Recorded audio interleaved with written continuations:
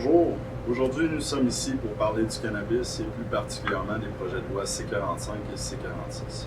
Le Patient Life Matters est une grande partie de cette loi éminente au bon sens.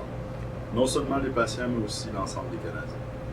Pour moi, lorsque nous parlons des dangers de la nécessité de protéger le public, et en particulier les enfants, je ne peux m'empêcher de remarquer une hypocrisie de la taille d'un éléphant gigantesque quand il s'agit de ce type de conversation sur le cannabis. Car c'est le seul moment et la seule drogue légale que nous semblons faire semblant de suivre réellement.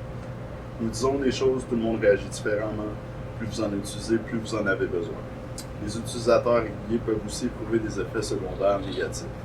Ces effets secondaires peuvent inclure l'anxiété, les tremblements et la nausée.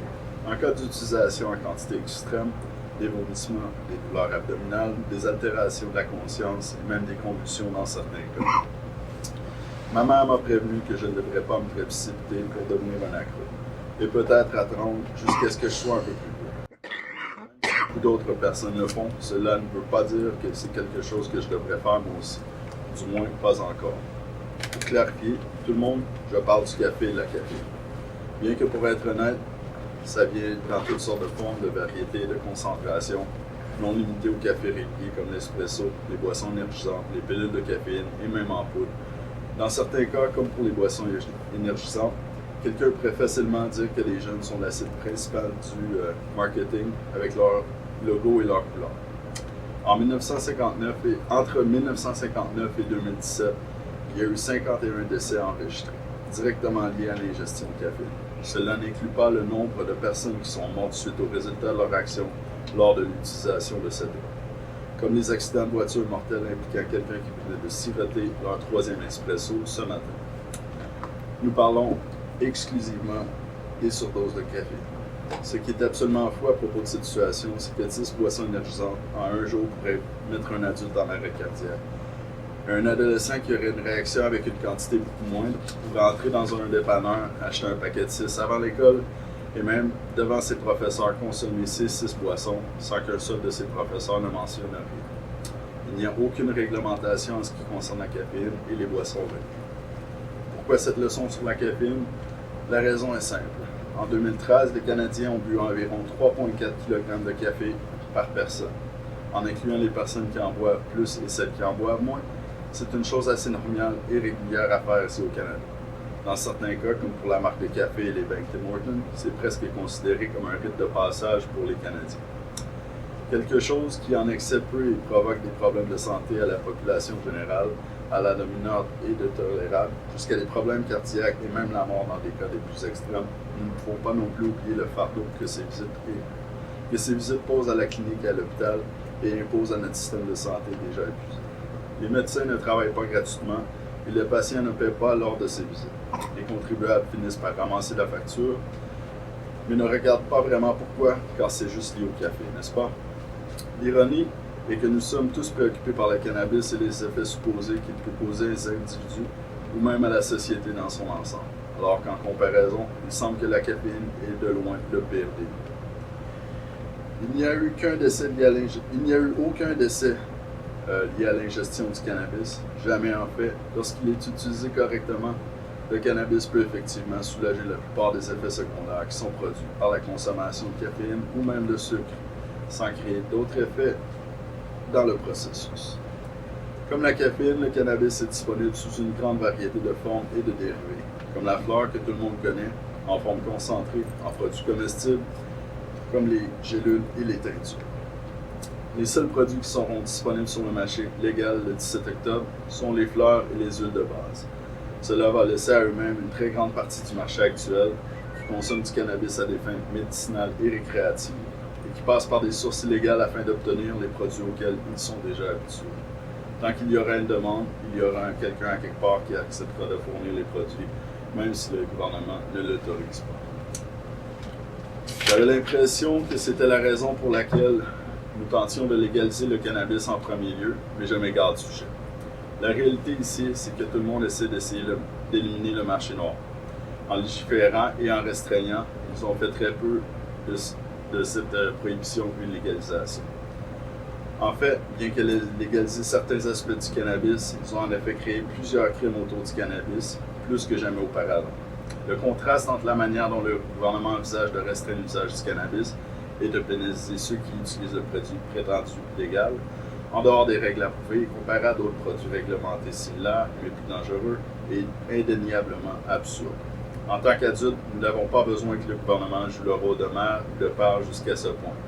La référence précédente sur le café illustre cela très clairement. Par exemple, la juridiction de la plupart des provinces et des territoires du pays traite un délinquant qui avait l'habitude de fumer un joint comme le moindre de ses soucis et qui ne valait généralement pas la paperasse. Ils s'assuraient de marcher sur le joint et de le détruire pour ensuite continuer avec leur nuit.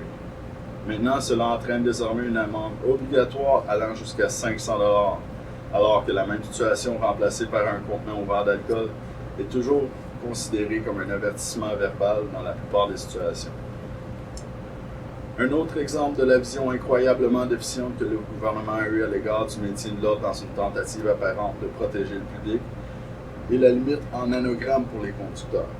Les utilisateurs médicaux et autres utilisateurs réguliers pourraient facilement consommer un vendredi et tester positif lors d'un contrôle routier le lundi. Selon les normes du gouvernement, une grande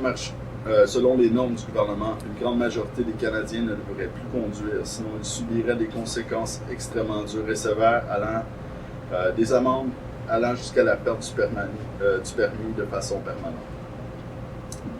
Avoir 2,5 ng par 1 ml de sang, 2 à 5 nanogrammes par 1 ml de sang est passible d'une condamnation criminelle sommaire et d'une amende pouvant aller jusqu'à 1 000 $ pour une première infraction.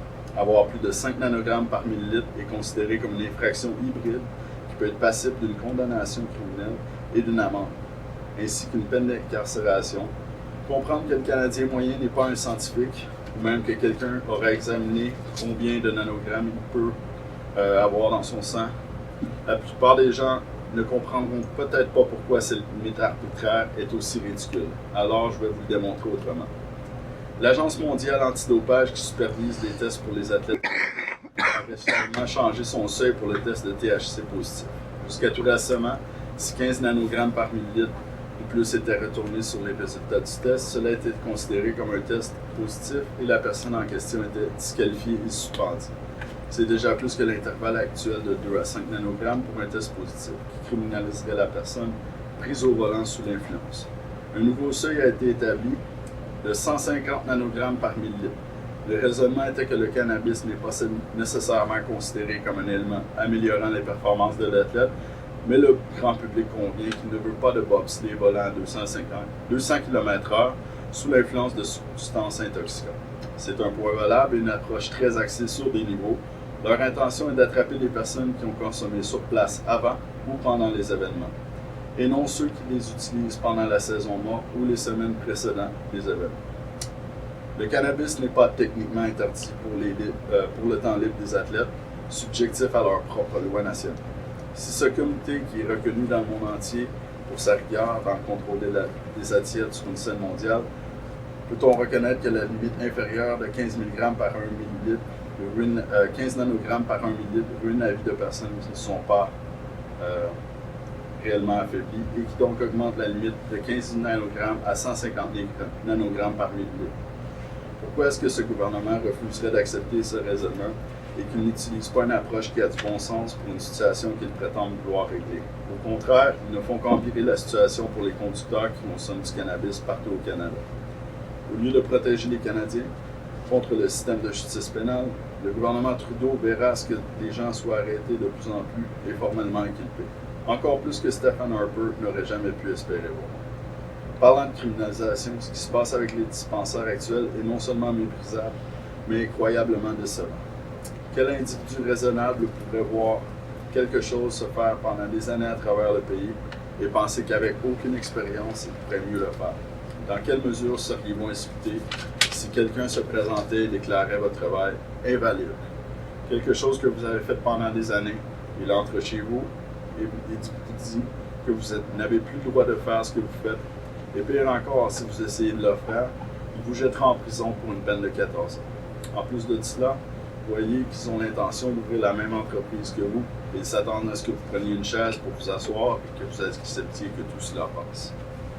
Plutôt que de travailler avec le marché actuel déjà en place, ils vont dépenser des centaines de milliers déjà en place.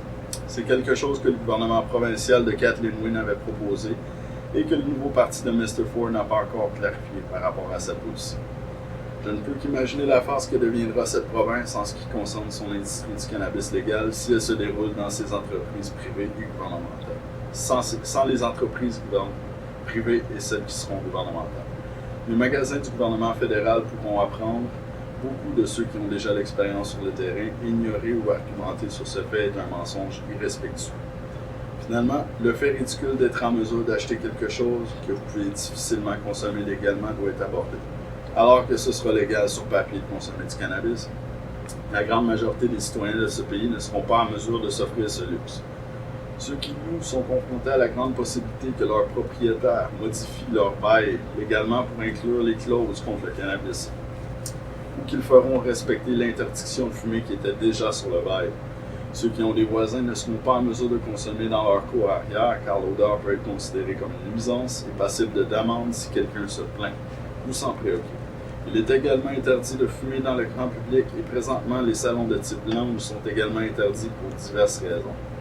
Où est-ce que le gouvernement s'attend à ce que les gens puissent consommer légalement ce produit si vous devez posséder votre propriété pour le faire? Seules les résidences privées seront autorisées pour la consommation de cannabis et le fumeur moyen ne possède pas sa propre maison. Je n'aurais jamais imaginé qu'un jour mon propre gouvernement me donnerait une claque à la figure et que je ne puisse rien faire à ce sujet. Il y a aussi les plus défavorisés et même les sans-abri. Si le harcèlement n'était pas présent pour eux, après avoir fumé un joint ici, il est là maintenant. Il deviendra certainement présent à partir de maintenant. Quand les activistes se plaignent des projets de loi C-45 et C-46, ce n'est pas pour s'écouter parler ou simplement pour essayer de trouver quelque chose à défendre. Nous ne sommes pas non plus en désaccord sur le fait que le projet de loi C-45 est une mesure législative monumentale et qu'il sera un moment inscrit dans les livres d'histoire.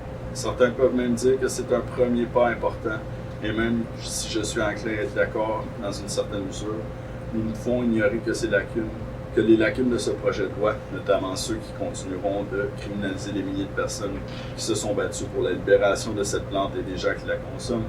Cette liste comprend non seulement les producteurs, les patients, les commis spécialisés au comptoir et tous les autres intervenants de l'industrie, mais aussi le Canadien moyen qui, par exemple, choisit de consommer du cannabis au lieu de l'alcool. Ce choix définitivement plus sain vient de rendre leur vie beaucoup plus difficile. Nous ne nous laissons pas avoir en pensant que le gouvernement a vraiment le meilleur intérêt des enfants à cœur, et encore moins le meilleur intérêt du Canadien moyen. Quand il s'agit du cannabis récréatif, les règles ne sont pas égales pour tout le monde et de l'autre.